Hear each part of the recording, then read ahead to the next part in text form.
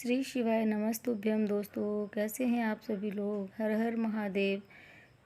तो देखिए, आज की वीडियो में हम लोग देखने वाले हैं कि महाशिवरात्रि पर हम कैसे पूजा करेंगे। और ये बहुत बड़ी पूजा होती है, तो जिसको हम पूरे विधि विधान के साथ करेंगे। तो आइए आप लोगों को दिखाती हूँ कि मैंने कैसे करी है शिवरात्रि की पूजा। तो आप लोगों से निवेदन करती हूँ कि अगर आपने अभी तक मेरे चैनल को सब्सक्राइब नहीं किया है तो चैनल को सब्सक्राइब कर लीजिएगा, साथ ही बेल आइकन को ऑल पर क्लिक कर दीजिएगा।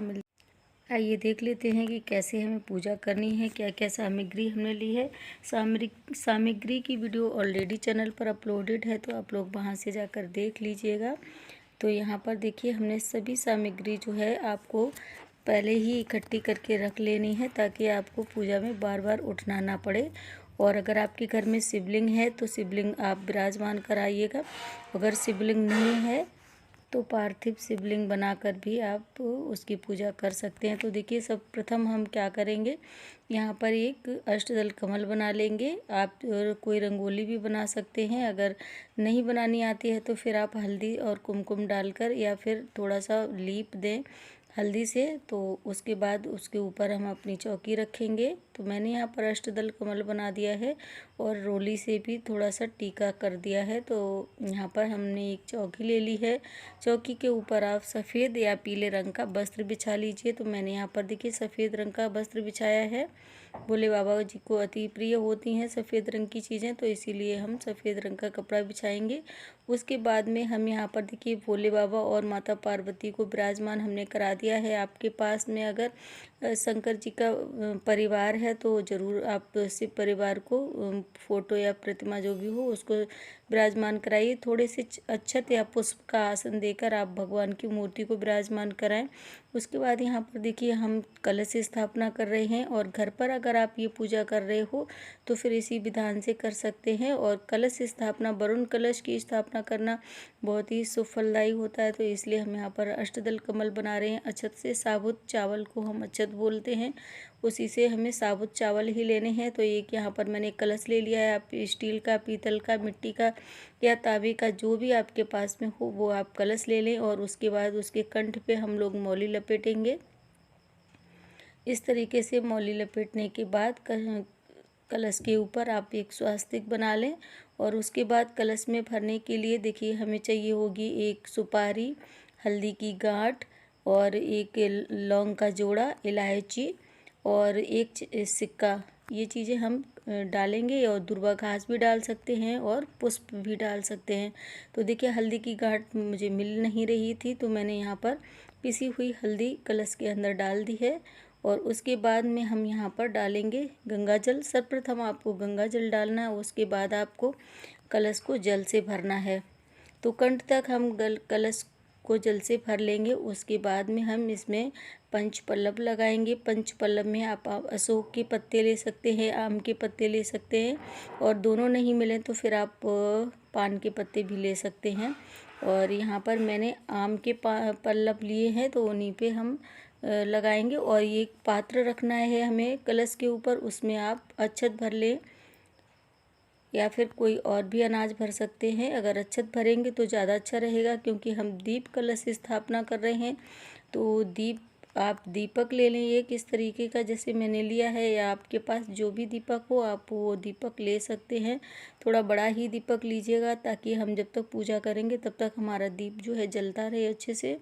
तो इस प्रकार से हमने यहाँ पर हम शिवलिंग की स्थापना करेंगे। तो यहाँ पर देखिए मैंने थोड़े से अक्षत का आसन देकर यहाँ पर हम भगवान शिवलिंग को, हमारे पास शिवलिंग है, अगर आपके पास में शिवलिंग नहीं है तो फिर आप मिट्टी के शिवलिंग भी बना सकते हैं। पार्थिव शिवलिंग की पूजा का बहुत ही ज़्यादा महत्व होता है। तो यहाँ देखिए, ये 1 रुपये का सिक्का है जो कि मैं कलश में डालूंगी। और पंच पल्लव में हम सबसे पहले चंदन से और रोली से तिलक कर लेंगे। आप चाहें तो हल्दी और कुमकुम से भी तिलक कर सकते हैं। इस तरीके से 5 पत्तों पर आम के 5 या 7 पत्ते आपको लेने हैं। और उसके बाद हम इसको इस तरीके से अंदर डालकर उसके ऊपर पात्र को रख देंगे।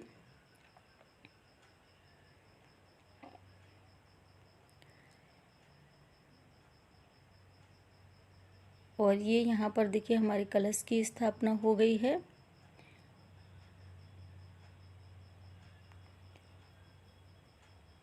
और हमने अपने शिवलिंग को भी विराजमान करा दिया है। सभी देवी देवताओं का आप आवाहन कर लें और उसके बाद में जल से छींटा देकर अपने शुद्धिकरण करा दें। तो देखिए सबसे पहले हम अभिषेक करेंगे शिवलिंग का।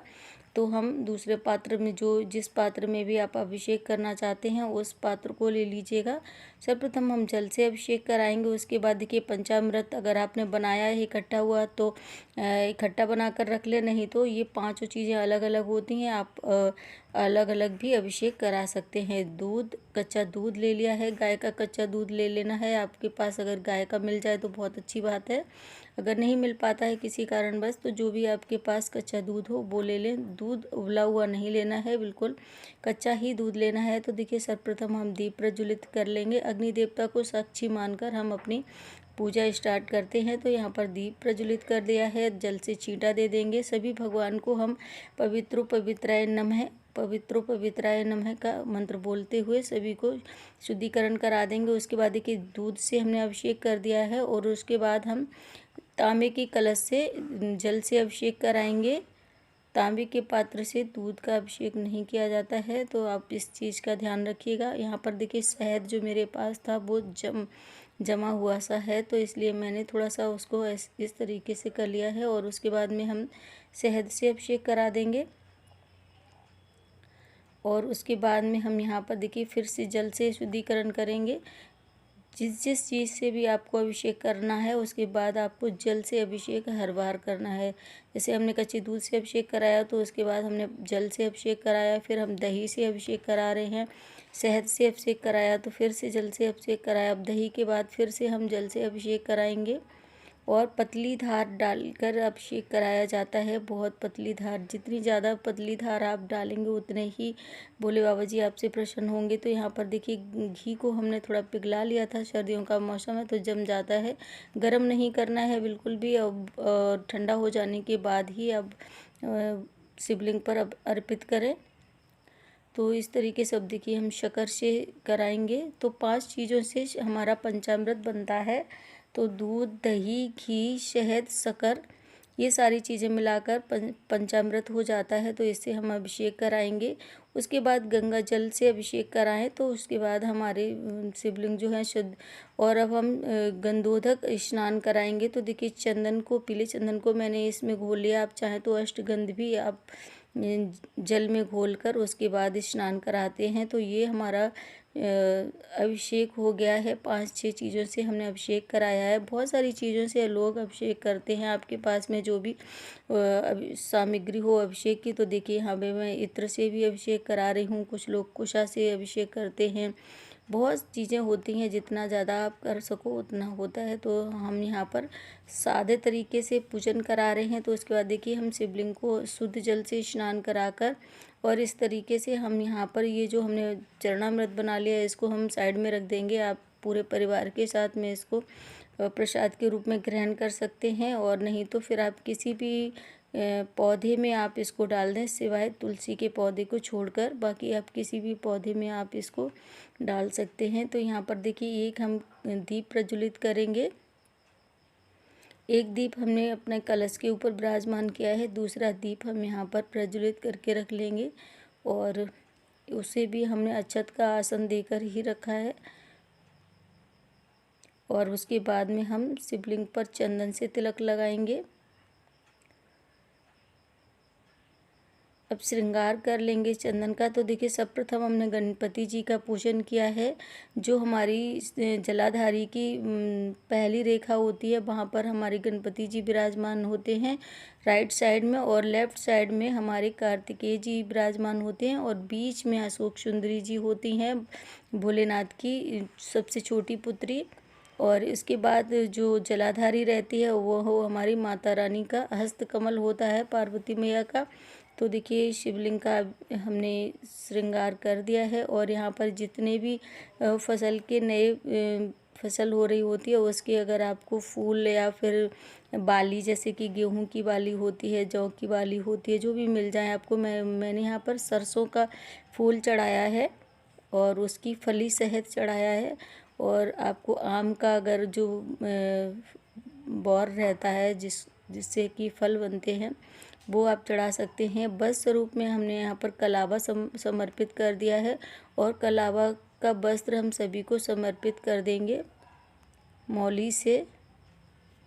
और भगवान शिवलिंग को हम यहाँ पर जनेऊ भी समर्पित करेंगे वस्त्र स्वरूप में, और सभी को हम मौली से वस्त्र स्वरूप समर्पित करा देंगे। सभी भगवान को जल से हमने छींटा दे दिया था। और यहाँ पर देखिए हम सफ़ेद रंग के पुष्प जो हैं वो शिवलिंग पर समर्पित करेंगे।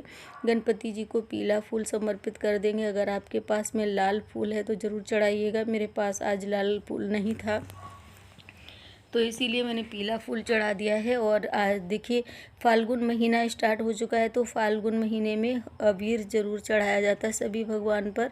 तो हम इस तरीके से फूल में अबीर लगाकर और भोले बाबा को समर्पित करेंगे। कुछ अक्षत हम थोड़े से हल्के गीले करके बाबा को देखिए इस तरीके से फिंगर आपको करनी है।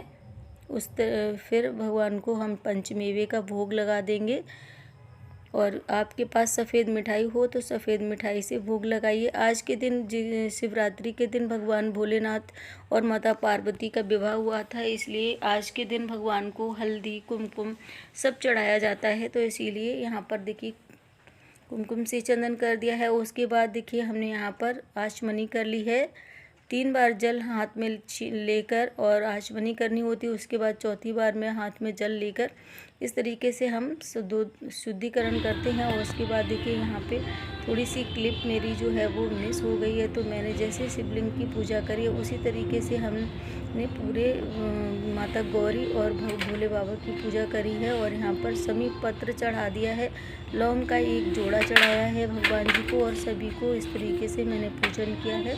तो आई होप कि वीडियो आपको पसंद आई होगी। अगर पसंद आई होगी तो ज़्यादा से ज़्यादा लाइक कीजिएगा, कमेंट में ओम नमः शिवाय ज़रूर लिखिएगा। और यहाँ पर देखिए दूर्वा घास जो है गणपति जी को समर्पित करी है।